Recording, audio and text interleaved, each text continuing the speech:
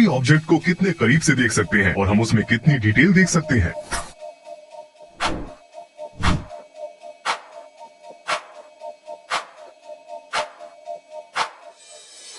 इसे sniper lens कहा जाता है और ये अपने अनोखे फंक्शन की वजह से बहुत मशहूर है। हम अक्सर इसका अपने शॉट्स में इस्तेमाल नहीं करते हैं। इसका इस्तेमाल बहुत कम जगहों पर किया जाता है क्योंकि मैक्रो शॉट्स पर एफ वैल्यूज बहुत ज्यादा होती है, इसलिए इसके लिए बहुत सारी लाइट की जरूरत पड़ती है। यहाँ तक कि लेंस के सामने एक एलईडी रिंग भी है। इससे उन एरियाज में जाने में मदद मिलती है जहाँ हम जा नहीं पाते और अलग अलग एंगल्स और शूट नहीं कर पाते, जैसे कि नॉर्वेजियन सैल्मन के अंदर देखना या एक ट्राउजर और उसकी पिछली जेब देखना या रेत के दाने देखना, एक स्वेटर देखना,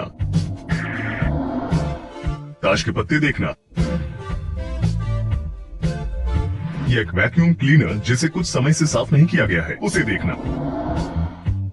आज हम सिर्फ इसी लेंस का इस्तेमाल नहीं करेंगे बल्कि हमारे पास एक और अल्ट्रा मैक्रो लेंस भी है जो हमें ऑब्जेक्ट्स को करीब से देखने में मदद करेगा और इसके अलावा हमारे पास एक माइक्रोस्कोप कैमरा भी है जो ऑब्जेक्ट्स को 1000 गुना बड़ा कर सकता है। तो शुरू करते हैं। इस कैमरे में ये कागज मुझे पीला दिखाई दे रहा है, लेकिन वास्तव में ये आपको पीला नहीं लग रहा होगा। जिस स्क्रीन पर आप इस वीडियो को देख रहे हैं वो सिर्फ रेड, ब्लू और ग्रीन लाइट्स दिखा सकती है। ये कभी भी येलो लाइट्स नहीं दिखाती है। स्क्रीन पर येलो कलर के स्पेक्ट्रम को प्रोड्यूस करने का कोई तरीका नहीं है, जबकि मुझे इस कमरे में असली येलो लाइट दिखाई दे रही है लेकिन आपको नीली दिखाई दे रही है क्योंकि येलो लाइट की वेव लेंथ रेड और ग्रीन कलर के बीच में कहीं आती है। इसलिए आपके कंप्यूटर या सेल फोन को स्क्रीन पर थोड़ी रेड थोड़ी ग्रीन लाइट भेजनी पड़ती है। अगर आप अपनी स्क्रीन के करीब 180 मीटर में से 1 के करीब पहुंचते हैं तो येलो लाइट आपको कुछ इस तरह दिखाई देगी। अगर आप स्क्रीन को अच्छे से देखेंगे, अगर मैं ब्लर को थोड़ा बढ़ा देता हूं तो मैं आपके रेटिना को फिर से ट्रैक कर सकता हूं और आपको येलो दिखाई देगा क्योंकि हमारी आंखें पर्याप्त डिटेल्स नहीं देख पाती हैं। इसलिए हम छोटे रेड कलर के पिक्सल को येलो कलर के रूप में देखते हैं। आप शायद नहीं जानते होंगे कि बैंक के नोटों में थोड़ा आयरन भी होता है। ऐसा सुरक्षा कारणों की वजह से किया जाता है। अब हमारे पास एक मिक्सर है और अब हम आयरन को अंदर से अलग करने की कोशिश करेंगे।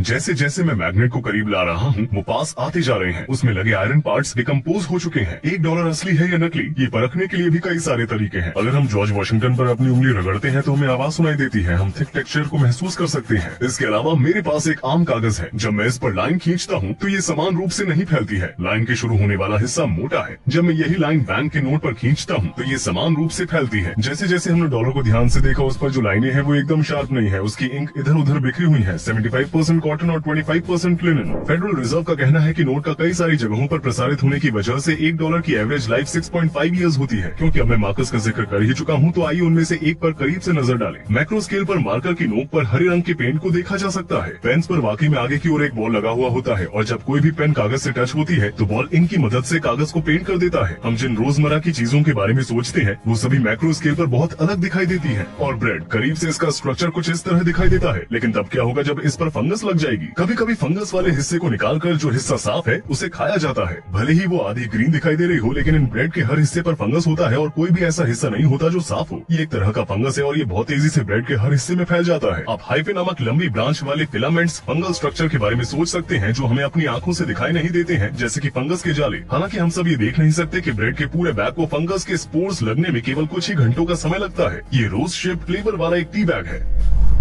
और ये उबलते हुए पानी में डालने पर कैसा लगेगा।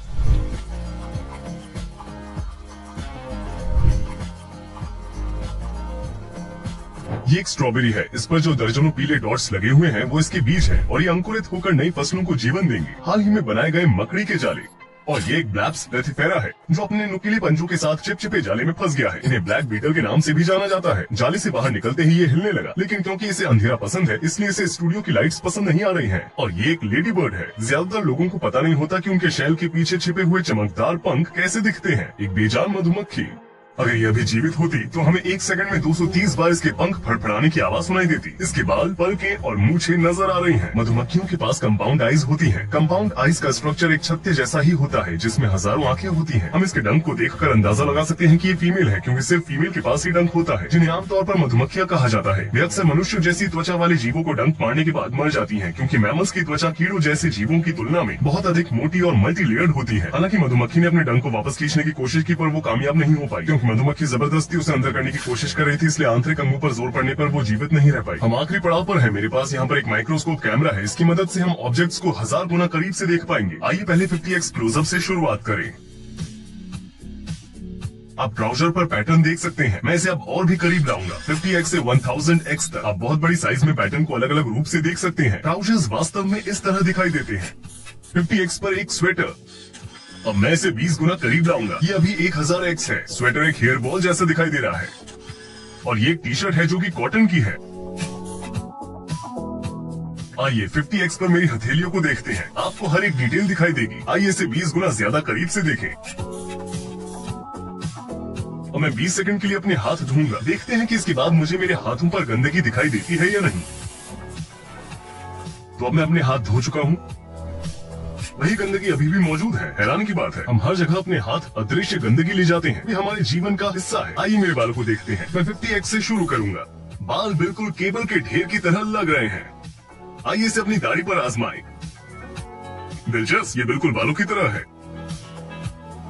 इसे अब तक एक हफ्ता भी नहीं हुआ था। आइए 3 दिन की दाढ़ी पर एक नजर डालते हैं। हम देख सकते हैं कि इसके किनारे नुकीले हैं। अगर इसे थोड़ा समय हो गया होता तो शायद ये नरम लगती। मैं अब अच्छे से शेव करूंगा और कुछ डिटेल पता करने की कोशिश करूंगा। मुझे लगा कि ये चले गए हों, लेकिन क्योंकि अभी भी मौजूद है तो शायद मुझे एक और बार शेव करना चाहिए। और किनारे अब और भी ज्यादा नुकीले लग रहे हैं। और यही वो समय है जब लंबे शूट के दौरान मेरे हाथ में पसीना आ जाता है।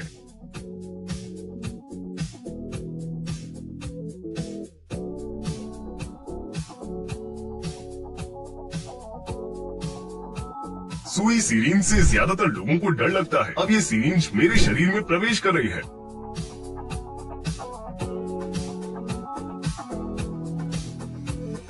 हमने रोजमर्रा की जिंदगी में ज्यादातर चीजों को अलग अलग नजरिए से देखा है। मैक्रो स्केल की दुनिया एक अलग दुनिया थी और अब हम वीडियो के अंत में आ चुके हैं। और हम ऐसे वीडियो और डॉक्यूमेंट्रीज के साथ नई नई चीजें लाना जारी रखेंगे, जैसे कि हमने जापान, पाकिस्तान, याकूटिया या बुरुंडी में शूट किया था। जल्दी अगले वीडियो में मिलते हैं।